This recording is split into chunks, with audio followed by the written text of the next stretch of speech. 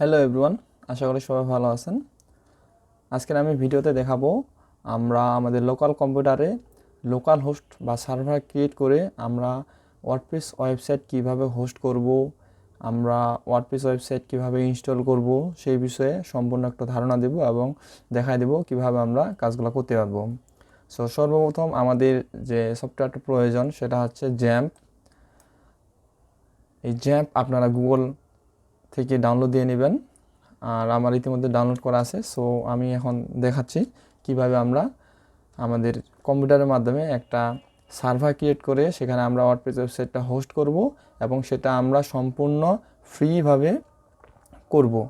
আর আমরা একদম হুবহু ডোমেন হোস্টিংয়ে যেভাবে কাজ করি ঠিক সেমভাবে আমরা জ্যাম্পে কাজ করব। জাস্ট এটা হচ্ছে আপনার ক্লায়েন্ট, শুধু আপনার কাজটা অন্য কম্পিউটার বা অন্য জায়গা থেকে দেখতে পাবে না, আপনি নিজে কাজ করবেন, নিজে সব কিছু হুবহু সেম পাবেন, আপনি শুধু দেখতে পারবেন। মানে আপনার কম্পিউটারের হোস্ট যে এটা হচ্ছে বাইরে কেউ দেখতে পাবে না। সো আমি এখন দেখাচ্ছি কিভাবে আমরা কাজটা করব, মানে ওয়ার্ডপ্রেস কিভাবে ইনস্টল করব। সর্বপ্রথম হচ্ছে আমি জ্যামটা ওপেন করব, সিম্পল একদম। আমি হচ্ছে এই যে আমার এই দুটো আমি চালু করে রেখেছিলাম, তো অফ করলাম, আমি এখন আবার চালু করতেছি। সর্বপ্রথম অ্যাপাচি স্টার্ট করব, তারপর হচ্ছে মাইস্কুয়েল, এই দুটো আমাদের দরকার আছে। তা এখন আমি চলে যাব গুগলে যাওয়ার পর আমি নতুন করে দেখাচ্ছি। আমি এখন এখানে লিখব লোকাল হোস্ট দিয়ে এখানে আমি লিখব পিএসপি, এই যে মাই অ্যাডমিন, এটা লিখে আমি এন্টার প্রেস করব।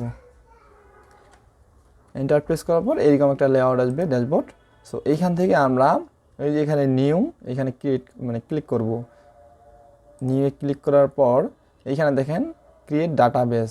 সো আমি এখানে একটা ডাটাবেস ক্রিয়েট করব, যেহেতু আমাদের একটা ডাটাবেস প্রয়োজন ওয়ার্ডপ্রেস ইনস্টল করার জন্য। আমি এটার নাম দিব, মনে করেন আমার নামটা দিচ্ছি প্রদীপ।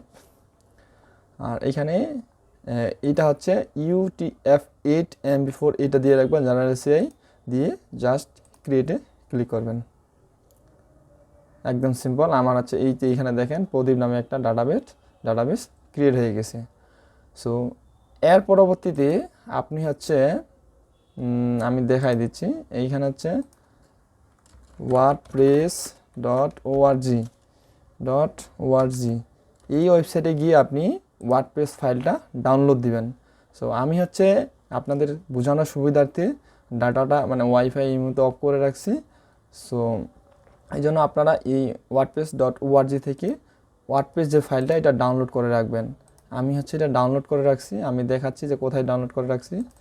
কম্প্রেস, আমি হচ্ছে ওয়ার্ডপ্রেস সরি আমার এইখানে নেই, আমি এখানে আছে, আমি যাই। আমার হচ্ছে জ্যাম্প যে ফোল্ডারটা আছে, জ্যাম্প ফোল্ডারের ভিতরে চলে যাব, গিয়ে htdocs-এ যাব। htdocs-এ যাওয়ার পর এই যে আমি ওয়ার্ডপ্রেসটা এখানে নিয়ে রাখছি, এটা আমি এখন কপি করে নেব। কপি করে নিয়ে আমি এইখানে একটা হচ্ছে নাম দিব, যেটা হচ্ছে আমার ওয়েবসাইটের নাম। সো এইখানে যদি আমি একটা ফোল্ডার ক্রিয়েট করে এটার আমি নাম দিব মাই, স্পেস দেওয়া যাবে না, মাই প্রজেক্ট, এটা হচ্ছে আমার ওয়েবসাইটের নাম বা ডোমেনের নাম। তো এটা দিলাম, যেহেতু আমি একটা সার্ভার ক্রিয়েট করতেছি। এইখানে আমি হচ্ছে ওয়ার্ডপ্রেসটা পেস্ট করে দিব, দিয়ে আমি এইখানে হচ্ছে এখন এক্সট্রাক্ট করব, ওয়ার্ডপ্রেস এক্সট্রাক্ট করতেছি। আচ্ছা, এখানে আরেকটুকু ছোট্ট কাজ আছে, যেটা হচ্ছে আমি আপনাদেরকে এখন বুঝাই দিব। সো এটা আগে, হ্যাঁ এটা হচ্ছে এক্সট্রাক্ট হচ্ছে, এটা এক্সট্রাক্ট হয়ে যাক। তো আপনারা এইভাবে করবেন খুব ইজিলি একদম। আচ্ছা, হয়ে গেছে। তো এখন আমি এটা ডিলিট করে দেবো, এটা আমাদের প্রয়োজন নাই। আপনারা একটু লক্ষ্য করেন, এখানে হচ্ছে htdocs-এর ভিতরে হচ্ছে আমার মাই প্রজেক্ট, এই ডোমেনের আন্ডারে আমার রুট ফোল্ডারগুলো থাকবে। সো আমি এইখান থেকে এগুলা বের করে নেব, নিয়ে কাট করে নিয়ে যাব, নিয়ে যেয়ে আমি মাই প্রজেক্টে যাব, এই যে এখানে পেস্ট করে দেব। এখন আমার এই ওয়ার্ডপ্রেস ফোল্ডারটা দরকার নাই, এটা ডিলিট। সো এখন যদি আমি গুগল ব্রাউজারে যাই, গিয়ে হচ্ছে লোকাল হোস্ট আর এইখানে হচ্ছে আমার ডোমেন নাম যেটা দিলাম মাই প্রজেক্ট, এটা যদি লিখে আমি এন্টার দিই, দেখেন এই যে এখানে হচ্ছে আমার প্রথমে ডাটাবেজের নাম, user name, password, host, table prefix দিতে বলতেছে। সো আমি লেটস গোতে ক্লিক করব। তারপর হচ্ছে এইখানে আমার ডাটাবেজের নাম কি দিয়েছিলাম মনে আছে? এই যে এখানে দিয়েছিলাম প্রদীপ। এই যে ডাটাবেজের নাম হচ্ছে প্রদীপ, আমি হচ্ছে এটা দিয়ে দিচ্ছি ডাটাবেজের নাম প্রদীপ। আর এইখানে হচ্ছে ইউজার নেম সবসময় এখানে ডাটাবেজের রুট দিয়ে রাখবেন। আর পাসওয়ার্ডটা হচ্ছে ব্ল্যাঙ্ক করে রাখবেন। তারপরে লোকাল হোস্ট এখানে, আর যেহেতু আমরা লোকাল হোস্টে কাজ করতেছি এটা থাকবে। আর টেবিল প্রেফিক্স এটা চাইলে আপনি চেঞ্জ করে দিতেও পারেন, নাও দিতে পারেন। এটা হচ্ছে যখন প্রফেশনালি কাজ করবেন তখন হয়তো বা আপনি এটা চেঞ্জ করে দিতে পারেন। সো আমি এখন দিচ্ছি না, আমি এখন সাবমিটে ক্লিক করব। এই যে দেখেন রান দ্য ইনস্টলেশন রান করতে বলছে। আমি যদি এখানে ক্লিক করি, এই যে দেখেন আমার ওয়েবসাইট অলরেডি ক্রিয়েট হয়ে যাচ্ছে। আমার সাইট টাইটেল বলতেছে মাই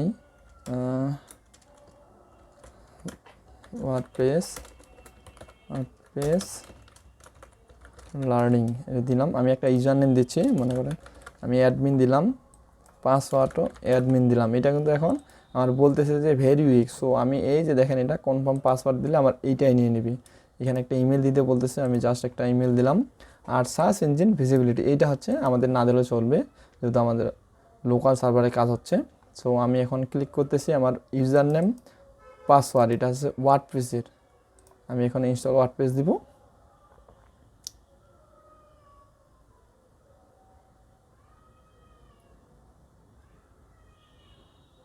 লোড নিচ্ছে, কিছুক্ষণের মধ্যে আমার ওয়ার্ডপ্রেস ওয়েবসাইট ইনস্টল হয়ে যাবে, সেটা দেখার অপেক্ষায় আছি। হ্যাঁ, আমার হচ্ছে এই দেখেন ইউজার নেম অ্যাডমিন, পাসওয়ার্ডটা দেখাচ্ছে না। আমি এখন এই যে লগ ইনে ক্লিক করব, মানে localhost/myproject/forward/wp-login.php। আমি এখন যদি এখানে আমার এই যে user name password, user name হচ্ছে অ্যাডমিন, পাসওয়ার্ড আমি দিব অ্যাডমিন। এখন আমি যদি লগ ইনে দিই আমার ড্যাশবোর্ডে এই যে লগ ইন হয়ে গেছে। সো খুব সিম্পলি হচ্ছে আপনারা এইভাবে আপনার নিজস্ব কম্পিউটারে লোকাল হোস্টের মাধ্যমে ওয়ার্ডপ্রেস ইনস্টল করতে পারেন, যেটা হচ্ছে আপনার প্র্যাকটিসের জন্য সবথেকে বেশি উপকারী। আপনি বিশেষ করে যারা নতুন তাদের জন্য অনেক অনেক উপকারী। তারা হচ্ছে এইভাবে প্র্যাকটিস করবেন। আমিও প্রথমে এইভাবে প্র্যাকটিস করতাম, তারপরে ডোমেন হোস্টিং নিয়েছিলাম, তারপর হচ্ছে আমি ওইখানে কাজ করি। কিন্তু লোকাল হোস্ট বা জ্যাম্প বা এই যে সিস্টেমটা আমি দেখাই দিলাম প্রক্রিয়াটা, এটা হচ্ছে অনেক অনেক উপকারী প্র্যাকটিসের জন্য। আপনার ইচ্ছা মতো আপনি এখানে ডাটা হোস্ট করতে পারবেন, কোনো লিমিটেশন নাই। আপনার কম্পিউটারের ধারণ ক্ষমতা যতটুকু ঠিক ততটুকুই রাখতে পারবেন। সো এই হচ্ছে আজকের ভিডিও। যদি আমার ভিডিওটা ভালো লাগে অবশ্যই লাইক কমেন্ট করবেন। আর হচ্ছে যদি এরকম আরও ইনফরমেটিভ এবং প্রবলেম সলভিং ভিডিও দেখতে চান তাহলে হচ্ছে আমার চ্যানেলটা সাবস্ক্রাইব করে রাখবেন। অবশ্যই আমি ধন্য হব। Thank you.